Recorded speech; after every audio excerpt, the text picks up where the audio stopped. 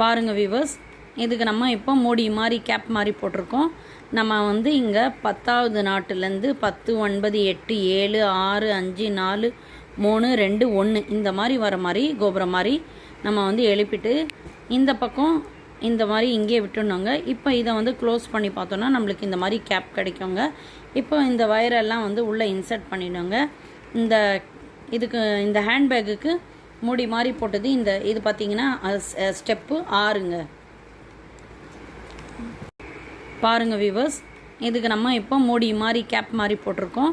நம்ம வந்து இங்கே 10வது நாட்டுலேருந்து 10, 9, 8, 7, 6, 5, 4, 3, 2, 1 இந்த மாதிரி வர மாதிரி கோபுரம் மாதிரி நம்ம வந்து எழுப்பிட்டு இந்த பக்கம் இந்த மாதிரி